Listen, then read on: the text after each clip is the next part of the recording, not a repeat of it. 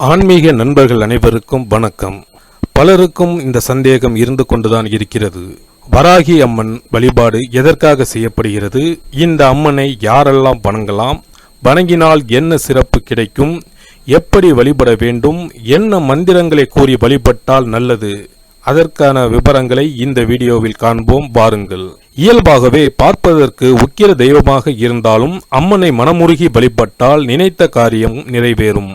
எப்போதெல்லாம் துன்பம் ஏற்படுகின்றதோ அப்போதெல்லாம் வராகி அம்மனை மனமுருகி வழிபட்டால் துன்பங்களை போக்கி வாழ்க்கையை அடுத்த கட்டத்திற்கு கொண்டு செல்ல வழிகாட்டுவாள் வராகி அம்மன்.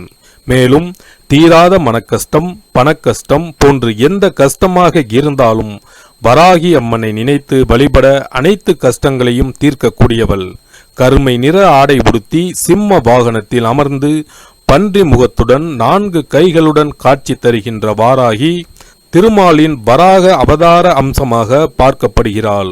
சப்த கன்னிகளில் 5வது கன்னியாக வாராகி அம்மன் கருதப்படுகின்றாள். இந்த வாராகி அம்மனை யார் யாரெல்லாம் வணங்கலாம்? வாராகி அம்மனை அனைத்து தினங்களிலும் வழிபடலாம் என்றாலும் வாராகி அம்மனுக்கு உரிய திதி பஞ்சமி திதியாகும். இந்த நாளில் விரதம் இருந்து அம்மனை வணங்கினால் நினைத்த காரியங்கள் அனைத்தும் நிறைவேறும். இதையடுத்து பங்குனி தேய்பிறை பஞ்சமி நாளில் வராகி அம்மனை கோயிலுக்கு சென்றோ அல்லது மனதார நினைத்து வழிபட்டால் வேண்டுதல் அனைத்தும் நிறைவேறும். பொதுவாகவே கிருத்திகை, பூரம், மூலம், ரேவதி ஆகிய 4 நட்சத்திரங்களை கொண்டவர்கள் வாராகி அம்மனை வழிபட்டால் நல்ல பலன்கள் வந்து சேரும். இந்த நட்சத்திரம் இல்லாதவர்கள் இந்த நட்சத்திரம் வரும் நாட்களில் வாராகி அம்மனை வழிபடுவது மிகவும் சிறந்தது. வாராகி அம்மனுக்கு சிவப்பு தாமரை கொண்டு பஞ்சமி திதியில் அர்ச்சனை செய்து வர நல்ல பலன்கள் கைமேல் கிடைக்கும்.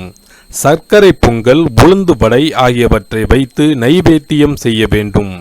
அம்மனை நினைத்து தலைபாலை இலையில் பச்சரிசியை பரப்பி அதன் மேல் ஒரு தேங்காயை உடைத்து அதில் தேங்காய் எண்ணெய் அல்லது இலுப்பை எண்ணெய் ஊற்றி சிவப்பு திரி போட்டு தீபம் ஏற்றினால் வேண்டியது அனைத்தும் நிறைவேறும். மேலும் வழிபாட்டின் போது வாராகி காயத்ரி மந்திரம் சொல்வது மிகுந்த சிறப்பான பலன்களை தரும். ஓம் ஷாமலாய வித்மஹே ஹலஹஸ்தாய தீமஹி தன்னோ வாராகி பிரசோதயாத். இந்த மந்திரம் தினமும் நீங்கள் ஒலிக்கும் பொழுது உங்கள் வாழ்வில் ஏற்படும் அனைத்து கஷ்டங்களும் தீரும்.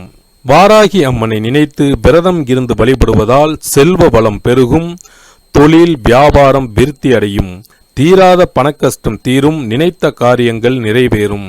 மனமாகாதவர்களுக்கு திருமண தடைகள் விலகும், குழந்தை இல்லாதவர்களுக்கு புத்திர பாக்கியம் கிடைக்கும், தீராத நோய்கள் தீரும், நோய் நொடியின்றி ஆரோக்கியமாக வாழலாம்.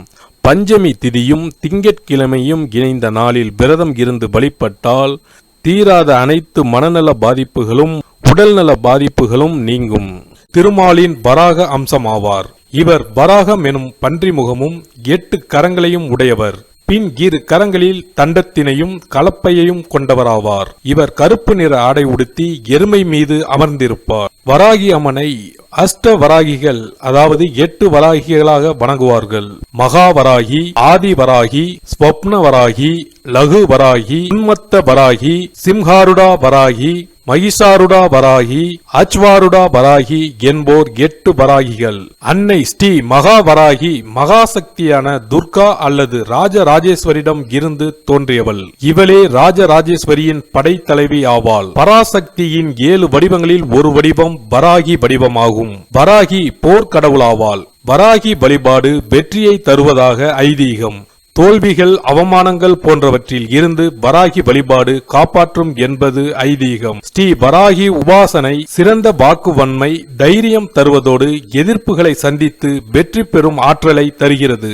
இந்த தெய்வம் நேபாளத்தில் பாராகி என்றும், புத்த மதத்தில் வஜ்ர வராகி அல்லது மரிச்சி என்றும் அழைக்கப்படுகிறாள். எருமை வாகனத்துடனும் பன்றி முகத்துடன் கூடிய இந்த பெண் தெய்வம் பெரும்பாலும் தாந்திரீக வழிபாட்டிற்கு மட்டுமே வழிபட்டு வரப்படுகிறது. மகாசக்தியான துர்கா தேவியானவள் இரத்த பீஜன் என்கிற அரக்கனுடன் போரிடும் போது தன்னுள் இருந்த மகாசக்தியை 7 பாகங்களாக பிரித்து போர்க்களத்துக்கு அனுப்புகிறாள். வராகி அம்மனும் அதில் ஒருவளாக இருக்கிறாள். தாந்திரீக முறைப்படி வழிபடப்படுவதால் இந்த தெய்வத்தாய் இரவு நேரங்களில்தான் வழிபடுவார்கள். இந்தியாவிலேயே வராகிக்கு சிறப்பான கோவில் ஒடிசா மாவட்டத்தில் உள்ளது. வட மாநிலங்களில் இவள் பாதாள பைரவியாக வணங்கப்படுகிறாள். தமிழகத்தில் சென்னை மயிலாப்பூரிலும் கோவையிலும் வாராகி அம்மனுக்கு கோவில்கள் உள்ளன. இங்கு பூஜைகள் எப்போதும் அமாவாசை பௌர்ணமி தினங்களில் மட்டுமே விமர்சையாக நடைபெறும். வாராகி கண் திருஷ்டியை போக்கக்கூடியவள். பயத்தை அகற்றி தைரியத்தை தருபவள் வாராகி. ஓம் சாமலாய வித்மகே சலஹஸ்தாய தீமகி தானோ வராகி பிரசோதயாத் என்கிற மந்திரத்தை 108 முறை தினமும் சொல்லி வர மனபயம் துயரம் நீங்கி தோஷங்கள் விலகும். வாராகி தேவியை புருவ மத்தியில் தியானித்து புதன் மற்றும் சனிக்கிழமைகளில் வழிபட வேண்டும். வாராகிக்கு மிளகு படை, வெண்ணெய் எடுக்காத தயிர் சாதம், சுண்டல், சுக்கு சேர்த்த பணக்கம் போன்றவற்றை அளிக்கலாம்.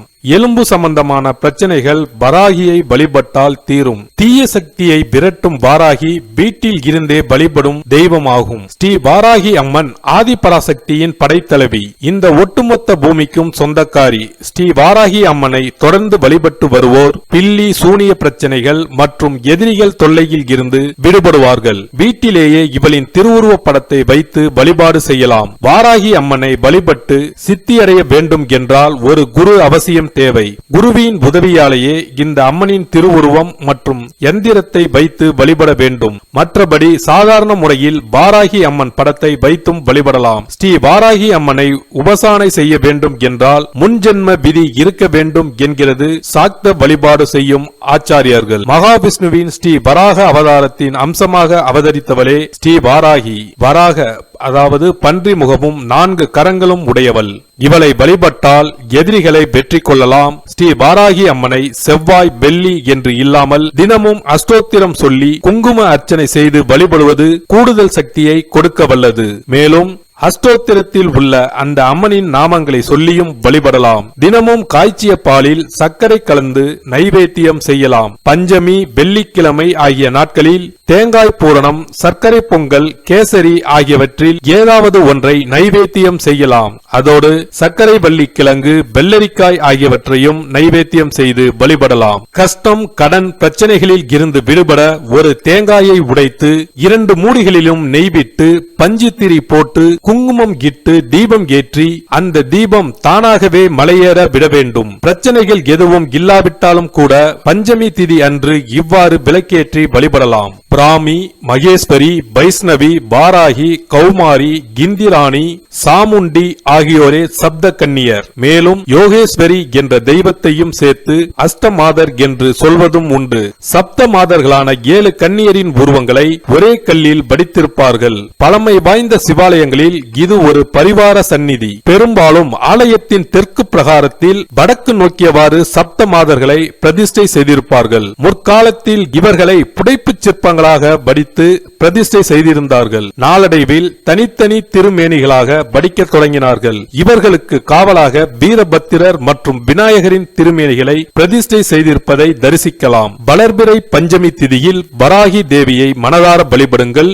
வீட்டில் குடும்பமாக அமர்ந்து விளக்கேற்றி மனமுருக பிரார்த்தனை செய்யுங்கள். தீய சக்திகள் அனைத்தையும் விரட்டி காத்தருள்வாள் வராகி தேவி. ஓகே ஃப்ரெண்ட்ஸ், இந்த வீடியோ பிடிச்சிருந்தால் லைக் பண்ணுங்க, சப்ஸ்கிரைப் பண்ணுங்க, பக்கத்தில் இருக்க பெல் ஐகானை கிளிக் பண்ணுங்க. நன்றி, வணக்கம்.